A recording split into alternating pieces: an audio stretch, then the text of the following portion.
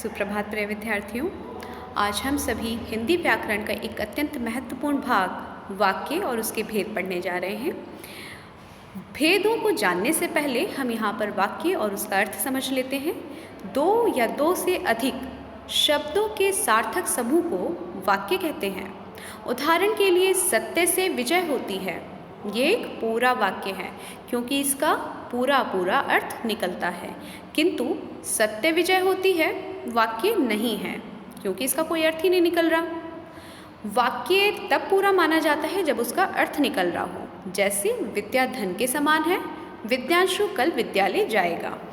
हम इसे साधारण भाषा में कुछ इस तरह से समझ सकते हैं कि अपने मन के भावों और विचारों को व्यक्त करने के लिए या अपनी बातों को एक स्थान से दूसरे स्थान पर पहुंचाने के लिए हम वाक्यों का सहारा लेते हैं। वाक्य छोटे छोटे शब्दों के योग से बनते हैं, योग मतलब मिला करके। वाक्य में प्रयुक्त प्रत्येक शब्द का अपना स्वतंत्र अर्थ होता है।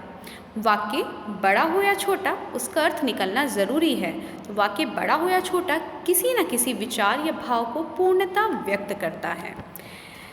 फिर वही उदाहरण, जैसे छात्र पुस्तक पढ़ रहा है, अपने आप में पूरा अर्थ निकल रहा है, तो ये एक वाक्य है। अध्यापिका पढ़ा रही है, तो ये एक वाक्य है। आ रही है आप सभी को बातें समझ?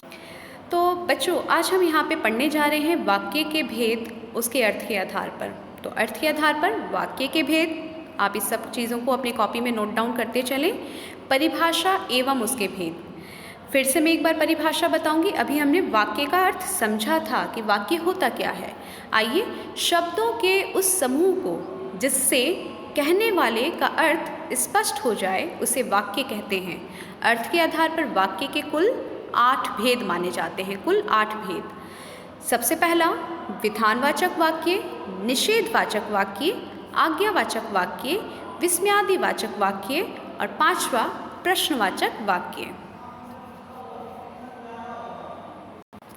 7वां संदेहवाचक वाक्य, इच्छावाचक वाक्य। आइए, जो सबसे पहला था हमारा विधानवाचक वाक्य, उसे हम समझने का प्रयास करते हैं।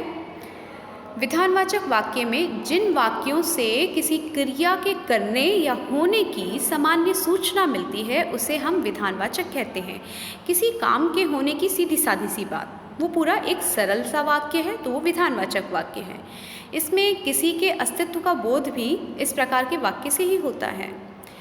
कोई सीधी सादी सी बात जिससे हमें सीधा साधारण सा पता चलता हो, जैसे सूर्य पश्चिम में अस्त होता है, जनता ने नेताजी का स्वागत किया, कल मैं दिल्ली गई थी। कुछ इस तरह के जो वाक्य होते हैं सीधे साधारण, जिससे किसी काम के होने का पता चलता है, या किसी बात के होने का या काम के होने का, किसी व्यक्ति के होने का, वो हमारे होते हैं विधानवाचक वाक्य। आइए अगला हम देखते हैं आज्ञावाचक वाक्य। विधानवाचक वाक्य के बाद आता है आपका दूसरा निषेधवाचक वाक्य। आज्ञावाचक वाक्य हम बाद में अभी समझेंगे। निषेध का मतलब होता है ना, नहीं। तो जिस भी वाक्य में नहीं होने का बोध होता हो वो हमारा निषेधवाचक वाक्य है। अध्यापिका पढ़ा नहीं रही हैं, तो ये निषेधवाचक वाक्य हो गया। मैं कल दिल्ली नहीं जाऊंगी, ये निषेधवाचक वाक्य हो गया। इसके अतिरिक्त विद्यार्थी पुस्तक नहीं खोलकर बैठे हैं, निषेधवाचक वाक्य हो गया। आज हम वाक्य के भेद और उसके अर्थ हालांकि पढ़ रहे हैं, लेकिन अगर नहीं पढ़ेंगे तो यहाँ पे जो नहीं शब्द आ गया वो आपका हो जाएगा निषेधवाचक वाक्य। तो निषेधवाचक वाक्य में नहीं होने का बोध होता है, यानी इसमें नहीं शब्द आपको ज़रूर मिलेगा। तीसरे नंबर पे आता है आपका आज्ञावाचक वाक्य। आज्ञावाचक वाक्य क्या है? आप लोगों को इसके शब्द से ही इसका अर्थ समझ में आ रहा होगा। जिन वाक्यों से आज्ञा या अनुमति देने का बोध होता हो उसे हम आज्ञावाचक वाक्य कहते हैं। किताब खोल कर बैठे, सभी विद्यार्थी अभी लिखना शुरू करेंगे, आप सभी चुप रहेंगे, यहाँ से चले जाएं, अपना अपना काम करेंगे, सभी परीक्षा को समय पर पूरा करेंगे। ये सब हम आपको बता रहे हैं, निर्देश दे रहे हैं, आज्ञा दे रहे हैं। तो इस तरह के वाक्यों से जिसमें आज्ञा देने का बोध होता है वो सभी वाक्य आज्ञावाचक वाक्य कहलाते हैं। इसमें भी उदाहरण लिखे हैं। आप चुप रहिए, आज्ञावाचक वाक्य है। अपना अपना काम करो, ये भी आज्ञावाचक वाक्य है। आप यहाँ से जा सकते हैं, ये भी आज्ञावाचक वाक्य है।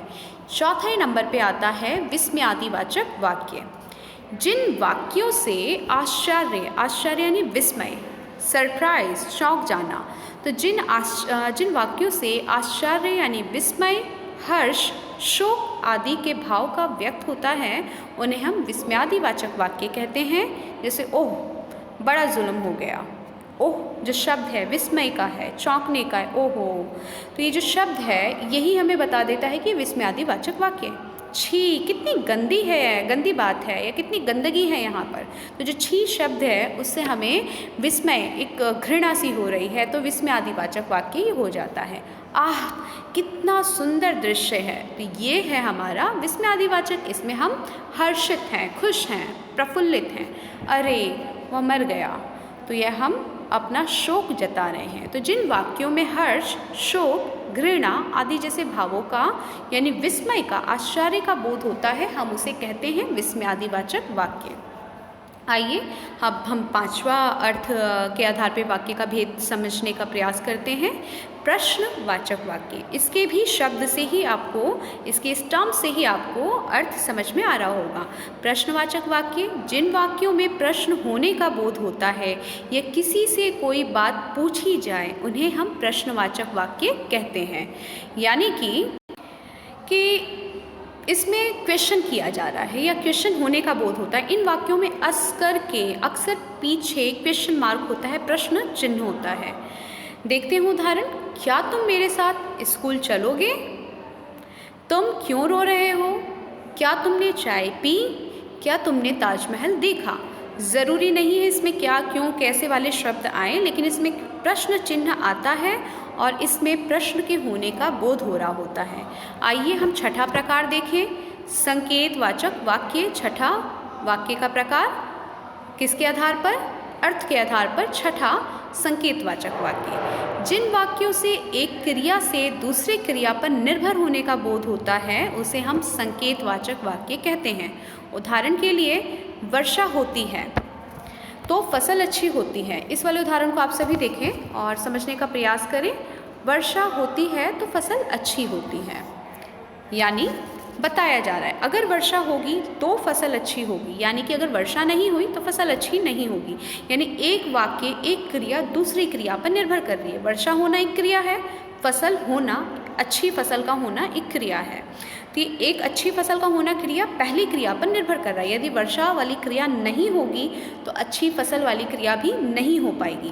तो यानी कि एक क्रिया का दूसरे क्रिया पर निर्भर होना वो हमें दिखाता है संकेतवाचक वाक्य। ठीक है। आप आते तो इतनी मुसीबत नहीं आती। इस वाले वाक्य को भी आप सभी देखेंगे। आप आते तो इतनी मुसीबत नहीं आती, यानी कि यदि आप आ जाते तो ये वाली परेशानी नहीं आती। तो ये परेशानी आई है, यानी ये क्रिया जो हुई है ये किस वजह से हुई है? क्योंकि आप नहीं आए। तो आ जाते यानी वो क्रिया हो जाती, तो ये क्रिया भी इस तरह से एक पहली क्रिया या दूसरी क्रिया का एक दूसरी क्रिया पर निर्भर होना हमें संकेतवाचक वाक्य में दिखता है। ऐसा होता तो ऐसा होता, ऐसा होगा तो वैसा होगा। इस तरह की जिस भी सेंटेंसेस, जिस भी वाक्य में आपको नजर आए वो हमारा संकेतवाचक वाक्य होता है। यदि छुट्टियां हुई होती तो हम हांगकांग अवश्य जाएंगे। हालांकि अभी आपकी कोरोना काल में ये सब कुछ चल रहा है, हांगकांग और बिल्कुल यहाँ वहाँ तो बिल्कुल मत जाने का सोचें। इनफैक्ट आप विद्यालय भी नहीं आ पा रहे।